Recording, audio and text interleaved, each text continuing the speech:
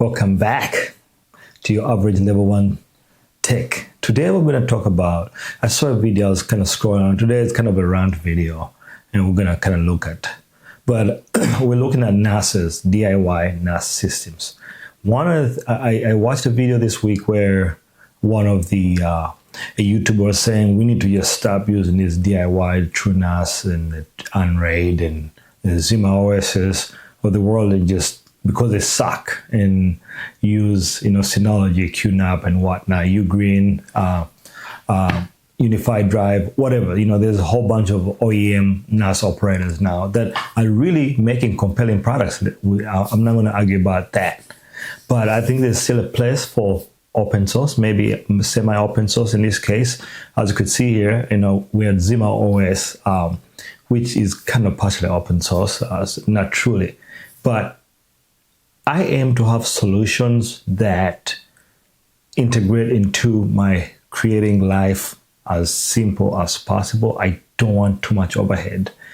Yes, we can learn to make containers and Kubernetes and all that other fun stuff, but I just feel like that is getting too much in the weeds. And by no means, if you want to play with that, that's fine. But for me, with being in IT, the last thing I want to do is also manage my network 24/7. So I definitely try to trend towards easier to manage operating systems. So in my case, I went with Zima OS here. I had a TrueNAS installation. I have an Unraid installation. I did blow away my TrueNAS installation and put Zima OS on there because I wanted to leverage some of the Docker containers and stuff. So as you can see here, these are apps that I installed. The UI is very, very simple. You go in here and you have, you name it, you have countless apps that you can install, and they're all pretty easy to install. But one of the things I leverage a lot is I create VMs. I like to run my Docker containers on VMs simply because I find, for me, I can back those VMs up and I can spin it up on another piece of hardware pretty easily if I'm using it for production. So in this case, like today, we're going to attempt to obviously Zima is already installed, but we're going to create a VM, which that can be a task of its own in other operating systems, how tedious that process is. So we're going to see how fast it is, if it's any better. But there's plenty of apps here that you can download. You can, as you can see, and then if you want to, you can also, if there's an app that doesn't exist, you can manually go to GitHub and find the instructions, and you can install the application here totally without using their built-in app store here, which, by the way, plenty of applications, as you could see. And we have image in there, which I installed. Odoo, it's self-hosted, it has a website builder, all kinds of things. And this is why we need this kind of software around, right? One of the other things I like a lot about Zima OS is the backup feature. Now, the backup feature is good, but they still need to make some changes to it. There's not a good way to back up the whole system right now, which is absolutely unacceptable. So, if you look in their change log and where they're doing updates and stuff, that's one of the things they're working on, but that needs to happen.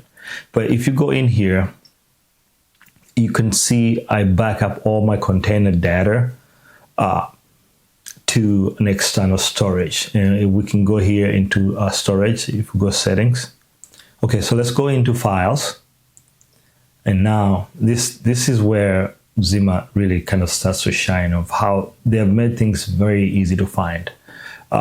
But you could see here external, these are all my SMB shares that I created on my UNASs. Now this will work if you have TrueNAS, QNAP, Synology, you can just do a share. So that's where all my backups, if you go back up here, actually nothing is running, but I'll show you that on the previous screen, but you can create your backups here. But you can add, these are the options that you can add of storage, remote and local. So you have your LAN, you want OneDrive, No, thank you. But you got Dropbox and Google Drive. So you can see, if you want an offsite copy and if you don't have anybody hosting your server for you for backup storage, you can leverage those cloud, instances. So if you did go out on Amazon, buy yourself a small Lenovo desktop with 2 hard drives, and you have some pictures, but you want, to maintain a copy offsite, then, Google Drive connects to Zima pretty effortlessly. But so that's really nice. So now if we go into, we're going to go into their ZVM is what they call, and install our first VM here. I'm not going to use any of the pre-defined metrics here. I'm just going to do a custom install because I already uploaded an ISO to this NAS installation image, and it could see all your stuff. So if I go to the Thor store here, I have my ISOs, and nope, that's not what we want. And then we look for our Ubuntu. There you go, 24. There you go, Ubuntu Live. Select that, and so this is the important part, is where do you store your data.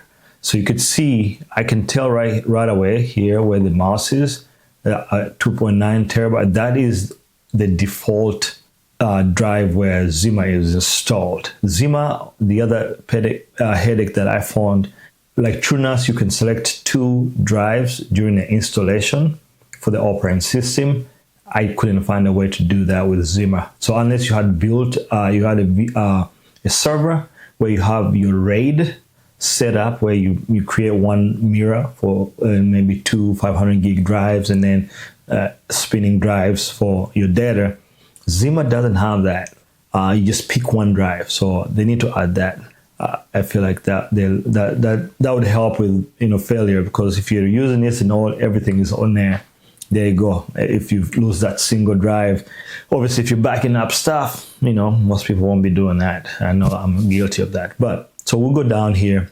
We're going to change this location. That's not where we want it. We want to go to here and then VMs. That's where I want it, because I know I have, as you could see there, we'll select that. You can see that now we have available 12.3 terabytes of space. And I'm going to give this, since we're installing Kasm, I want to be able to run desktops here. I'm going to give it 120 gigs, because why not?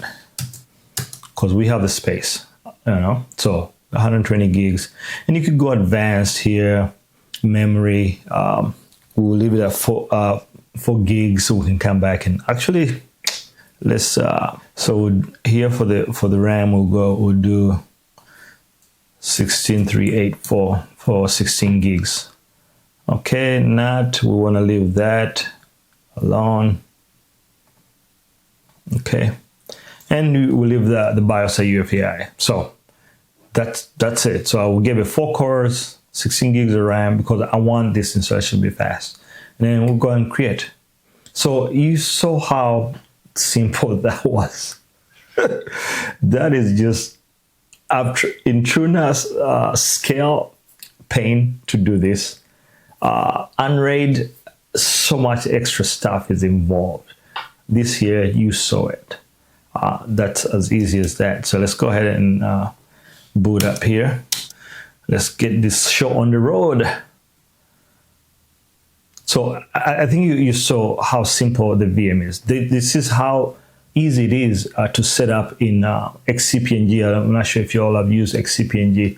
That's another one if you're just looking for a truly nice hypervisor to replace your Proxmox or your VMware. XCPNG is a great alternative, really easy to use also. But so we're almost done here. Yeah. So this is where we have a problem with the networks. I'm not sure why I went with this. I don't even know that I have that network. Let me check. I don't have a 122 on my subnet. So I think we might have a problem. We might have to fix the network interface afterwards. I'm not sure why it's grabbing that. That's definitely not a subnet. That I'm wondering if I was supposed to put in a different bridge. But we'll see here. We'll see how easy it is to fix. Test bench. And then your server is, we're going to call this Kasm. That's server 01. And then we'll do my test bench here. We're just gonna, this is all just, and the password is password.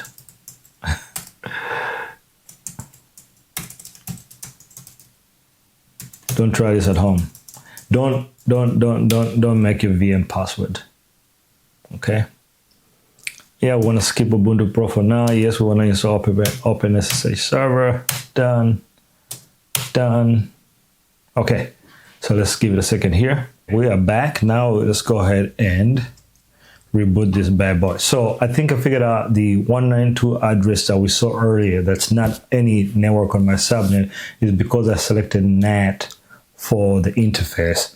So this VM is using Zima's IP, but it's NATing, so it's become out there. But I want a dedicated IP because I want to be able to put a DNS entry on my Pi-hole and all that fun stuff. So let's go ahead and reboot. All right, so I think we need to, I don't see a way to eject. I don't see a way to eject the drive. Let's see here. Nothing there. So I think what we're going to do, we're going to go shut it down. We're going to force power off. Are you sure? Yes, we're going to do that. Now we'll go to the VM here and settings, and we're going to remove the ISO. So we're going to eject that, save, and while we're here, let's go ahead and go to ETH0. Let's double check that. And okay, so we're in ETH0, that's where we want to be. ETH2 is plugged in, it's not plugged in, but we're just going to use this same IP here. And since we're going to have a different port for Kasm, it doesn't matter. So ETH0 is what we're going to select. Okay. And now it should grab an IP on my VLAN for NASs and stuff. All right, so we're good there. We'll save that, and then we'll go ahead and power it back on. So the simple fix. You know, this is really nice how clean they have set this up to be. You can make a change like that to the network interface on a VM like that. Doing that in Unraid is a chore. It is a chore. The Unraid, I really like Unraid, but they need to clean it up. Yes, as you can see on the screen here, I already see the broadcast IP was the right subnet, so we're good there. And we can confirm the IP here, as you can see, is 656562, so we're in the right subnet. So make sure you select the right NIC. If you're not sure, make sure you just double check settings, network, and then whatever option is available here is what you choose to create your VM. Okay, let's go back. Now we're gonna go and install Kasm. So this is direct from Kasm. I love using Kasm. If you're not using it, please start using it. That way you don't even care about what browser you use. One time, click, delete, you're done. Okay, so we're gonna go for a standard install because I'm just showing and telling here. And then we have a default username and password. So let's see here, we got we're doing this in real time, by the way, real time. Okay, we're not gonna do offline install. We're gonna do a standard install, log into port this one. The default usernames is that, and username of that. Password will be randomly generated and presented at the end of the install. Okay, unless, all right, so we'll have to keep an eye on that. There's a video install there if you want to go that route, but we're just going to copy this command here, and we're going to go into our VM here. Add host here. We had 10.65.65.62, and username was bench test. So this is just our test machine. Host name Kasm. That server 01, and then the password was just super secret password. Obviously, I'm gonna delete this VM once I'm done. Okay, so that's it, right? So then we add this. Now, as you can see, we have the VM set up. It's reporting in. So now let's go in here. So this is another cool service. It's called Termix. It is 2 seconds to install, but this is what I use to sign into all my VMs so that I can do updates and all that fun stuff. I don't do any automated stuff. I just come through here once a week and update everything. So okay, now we'll go back to Kasm here, and we'll copy the command. Like we said here, don't forget the password will be shown to you after the installation. And we'll go back to our VM here. I'm in Termix, and paste our command in and install. And the password, I told you all what the password was. Yes, we're gonna accept all this. Yeah, so if you don't have Kasm rolling, you gotta get Kasm. There's no reason not to have Kasm, okay? It is such a useful tool. So we are done. Credentials are copied here. I'll take a screenshot of this. This is going the right direction. Now we'll go ahead and visit it. And we'll throw in the password and then the username that is available here. Oh, no, it's here. Pardon me here. So we'll go ahead and copy this. Obviously, make sure you don't close the window before you save these, because I'm not sure, I haven't read through to see how you find it. I'm sure you can reset it just like anything, but why go through that pain if you don't have to? Okay, so this is, and let's make sure we have the right password here. After screwing around with this without making the video too long, it's kind of frustrating. I have weird issues with Kasm installations, and every time I go to log in, this is what I get.